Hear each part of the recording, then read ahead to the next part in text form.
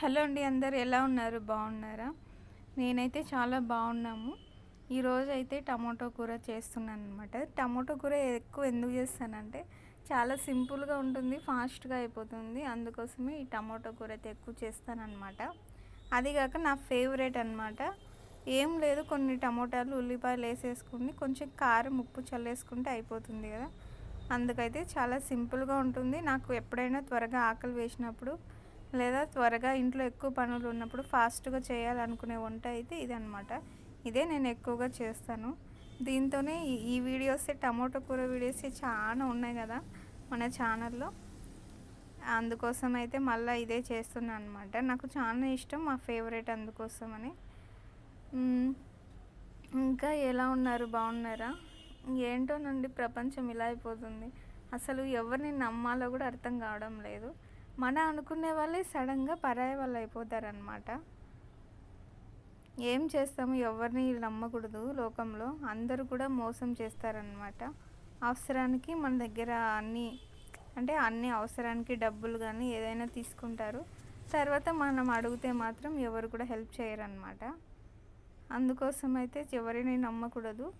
ఈరోజైతే ఇంటి దగ్గరికి పరకలు అయితే వచ్చాయన్నమాట. ఇంట్లో చీపుర్లు అయితే ఉన్నాయి కానీ 50 రూపాయలే కదా అని తీసుకున్నాను. చాలా క్వాలిటీ బాగా మందంగా కూడా ఉన్నాయన్నమాట. ఇక్కడైతే మేము ఈ పక్క మంచం అయితే వేసుకుంటాం అన్నమాట. ఎండలు విపరీతంగా ఉన్నాయి కదా, అందుకోసం అయితే చల్లగాలి కోసం అయితే కాసేపు బయట అలా పడుకుంటాం.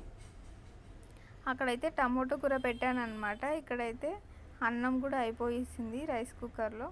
ఇదైతే చాలా వరకు కూడా అయిపోయింది. ఒక 10 నిమిషాలు మూత పెట్టి మగ్గిస్తే అయిపోయింది. చూసారా, కూర చాలా సింపుల్గా అయిపోయింది. ఇంకా రైస్ కూడా అయిపోయింది అనమాట.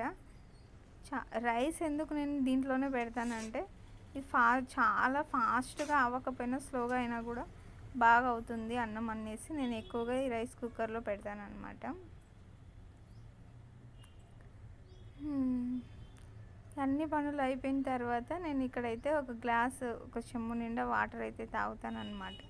అంటే ఒకేసారి తాగనులేండి, 10 నిమిషాలకు ఒకసారి అలా తాగుతూ ఉంటాను అనమాట.